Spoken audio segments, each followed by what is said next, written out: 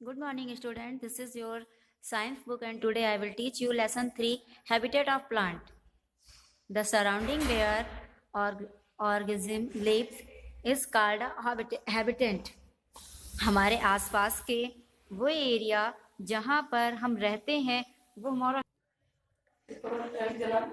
वो एरिया जिसके हम आसपास रहते हैं वो हमारा हैबिटेंट एरिया कहलाता है। इट मीन्स जहाँ पर हम बहुत ही फ्री होके यानी बहुत आराम से रह सकते हैं, जो हमारे हैबिचुअल हो।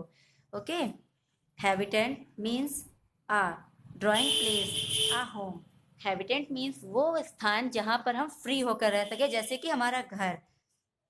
The organs depend on their habitant for food, water, air, shelter and other needs. और जो है ऑर्गन्स होते हैं, मतलब जो जीव होते हैं, उनको इन चीज़ों पर उनका डिपेंडेंस होता है, जैसे कि पानी, खाना और हवा, और उनको शेल्टर यानी उनकी छाया के लिए, और कुछ अन्य चीज़ें होती हैं जो उनकी आवश्यकता के लिए होती हैं। Plants are also things living things which need home to live in and grow properly. Several kinds of plants and animals may share the same habitat. और आप जानते हैं कि प्लांट्स और उसके बाद जो भी लिविंग थिंग्स हैं, इन सबको अपने प्रॉपर ग्रो के लिए एक घर की आवश्यकता होती है। और सभी प्रकार के प्लांट्स और एनिमल्स, इनको अपनी हैबिट के हिसाब से चीज़ें चाहिए होती हैं। All the plants found in the world can be distributed on the basis of climate and land. The plants growing in various places are adapted to the climate and land around them. और ये जो plants होते हैं, ये हमारे आसपास हमारे रहते हैं और हमारी क्लाइमेट को बेसिक क्लाइमेट करते हैं। क्लाइमेट समझते हैं, यानी हमारे जो आसपास मौसम होता है वो, और हमारी ज़मीन को रहने लायक बनाते हैं। और इनकी जो ग्रोथ होती है वो अलग अलग जगहों पर अलग अलग प्रकार के उसके वातावरण के हिसाब से पेड़ उगते हैं। ऐसा नहीं कि सारे पेड़ हर जगह उग जाते हैं, वो वहाँ के एटमॉस्फेयर पे डिपेंड होता है, उसके अकॉर्डिंग वहाँ पे पेड़ उगते हैं। It is because that have special features that allow and help them to survive in different areas. Different kinds of plants grow a different place. और इस प्रकार आप जानते हैं कि हर प्रकार के एरिया में उसको रहने के लिए सर्वाइव करने के लिए, यानी अपना जीवन आराम से बिताने के लिए हर एरिया के प्लांट्स अलग अलग प्रकार के होते हैं। Based on this two factors, example, यानी आपके जो इस पे जो बेस है वो 2 फैक्टर्स पे होता है, climate and land. Climate means होता है वहाँ का वातावरण, और लैंड मीन्स होता है वहाँ की ज़मीन। इन 2 चीज़ों पर ही प्लांट्स की डिपेंड करता है कि कौन सा प्लांट कहाँ पे उगेगा।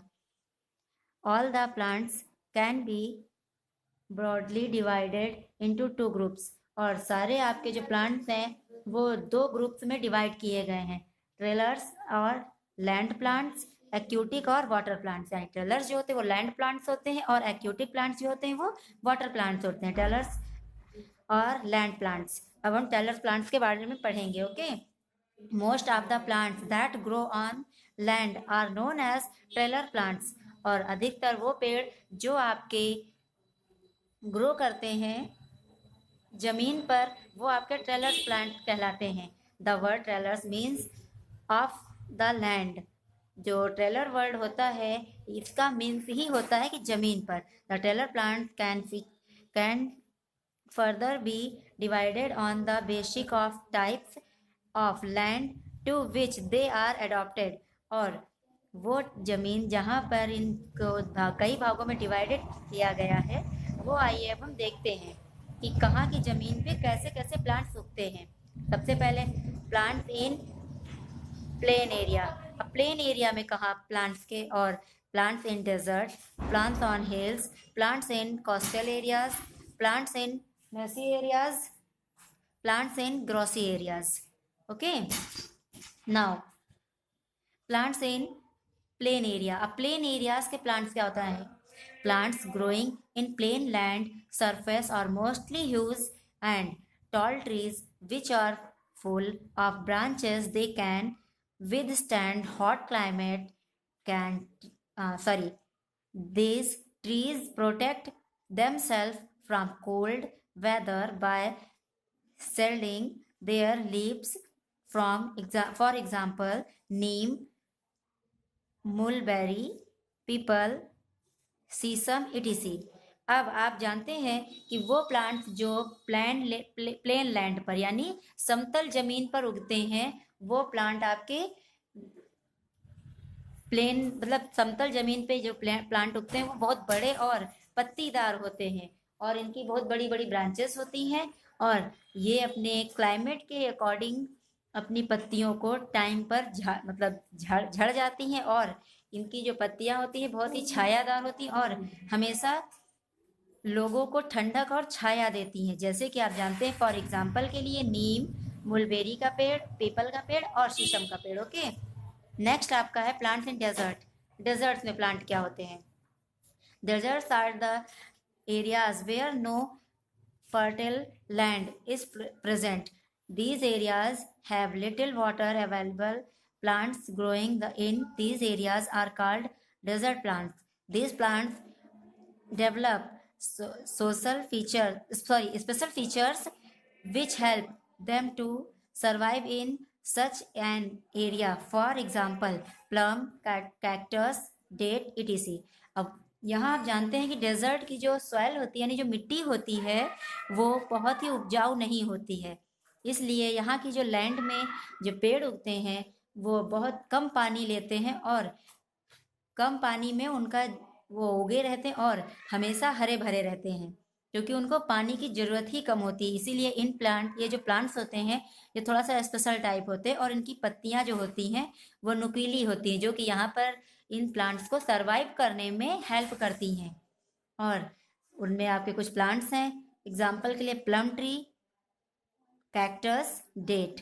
ओके, नेक्स्ट देखिए special features of desert plants is that they freshly stones water which is used by the plant in the absence of shortage of water। और इसकी एक स्पेशलिटी होती है इन प्लांट्स की, इन प्लांट्स के तने हमेशा हरे भरे रहते हैं जबकि यहाँ पर डेजर्ट में आप जानते हैं कि पानी की बहुत शॉर्टेज होती है, फिर भी इसके तने हमेशा के लिए हरे भरे रहते हैं और कभी सूखते नहीं हैं। नेक्स्ट आपका है प्लांट्स ऑन हिल्स, यानी हिल्स पे पहाड़ियों पे कैसे पेड़ होते हैं। The plants growing on hills are straight, tall and have needed sharp leaves. They do not shed all their leaves at one time, so they are also known as evergreen tree. Some plants produce smaller leaves to prevent water loss. Plants growing on hills are pine, देवदार, स्पर्न्स etc. अब आप जानते हैं कि जो hills पे पेड़ उगते हैं, हिल्स जानते हैं पहाड़ियों पे, जो पहाड़ियों पे पेड़ उगते हैं वो आपके हिली प्लांट्स कहलाते हैं, ठीक। और जैसे उसमें आप जानते हैं कि ये जो पेड़ होते हैं ये एकदम स्ट्रेट यानी सीधे और लंबे होते हैं। इनकी लंबाई सबसे ज़्यादा आपके जो हिल्स के पेड़ होते हैं उनकी लंबाई होती है और इनकी जो पत्तियां होती हैं इनकी भी पत्तियां नुकीली होती हैं और ये कभी भी एक साथ अपने सारे पेड़ों की पत्तियां नहीं झड़ती है और हमेशा इनमें मतलब अगर झड़ेगी भी तो थोड़ी थोड़ी झड़ेगी, एक साथ पूरे पेड़ की नहीं झड़नी है। तो ये कभी भी एकदम सूखे नहीं होते हैं, इसीलिए इन पेड़ों को एवरग्रीन प्लांट भी बोला जाता है और इनको भी पानी की बहुत कम आवश्यकता होती है और बहुत कम पानी में ये उग जाते हैं। और यहाँ पर जो प्लांट उगते हैं उनके नेम है पैन और देवदार के जो पेड़ होते हैं वो यहाँ पर उगते हैं। Okay, next plants in coastal areas. अब कोस्टल एरियाज में कौन से प्लांट्स उगते हैं? The plants that grow in coastal areas are adopted to grow in hot and wet climate.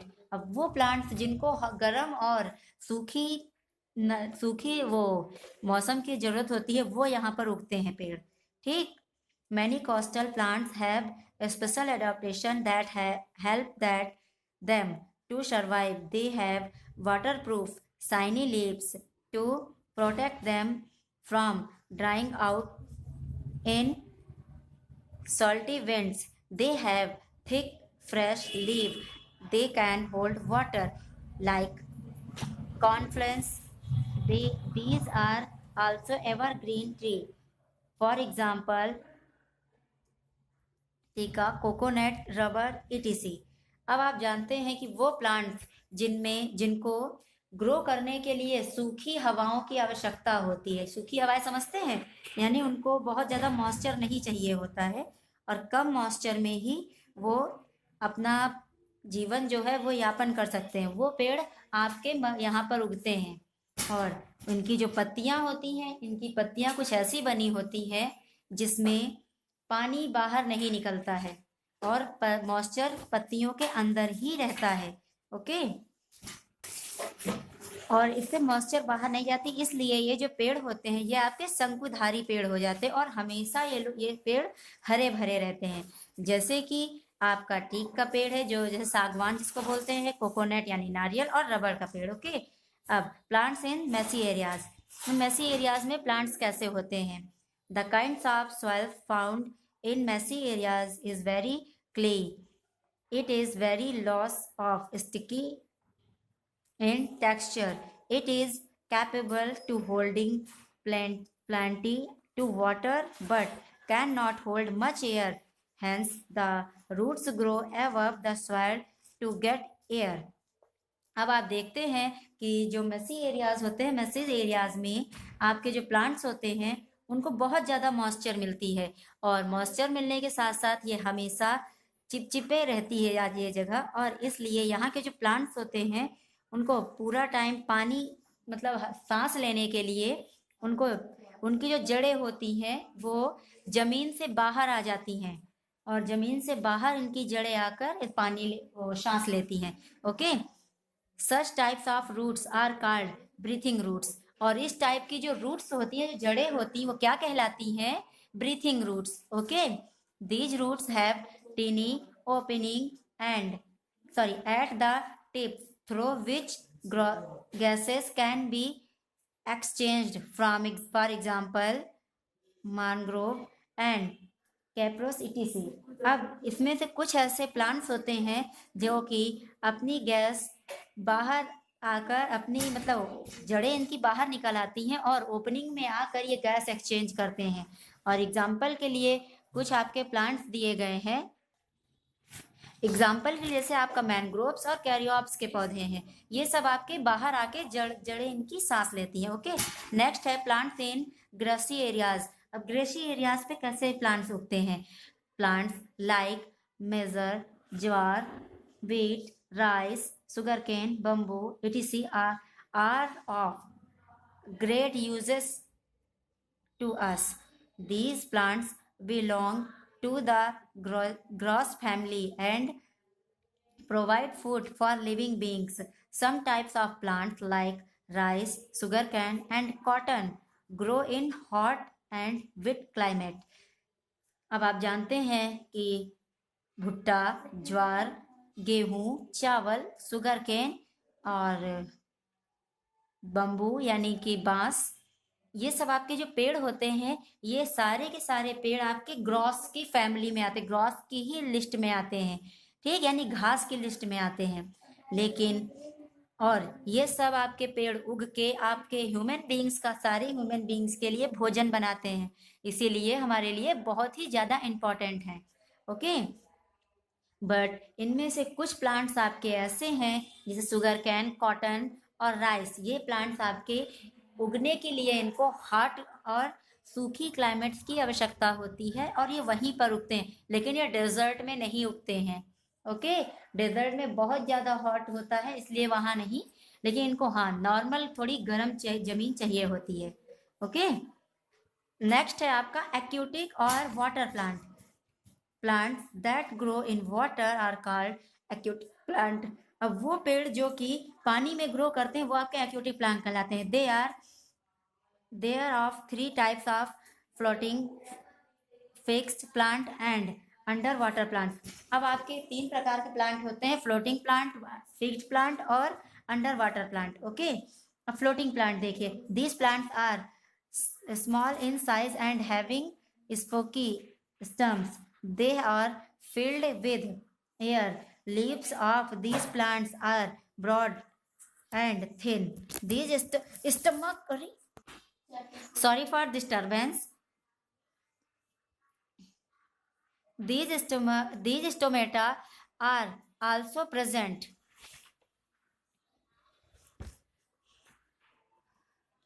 on the upper surface of the leaves to avoid the blockage. For example, water lacteus, duckweed, and water hyacinth. Hyacinth. Okay, water lettuce यानी पानी का जो जलकुंभी जिसको बोलते हैं वो, और वाटर हाइसेंट ये भी पानी में उगने वाला एक पेड़ होता है. नेक्स्ट है, और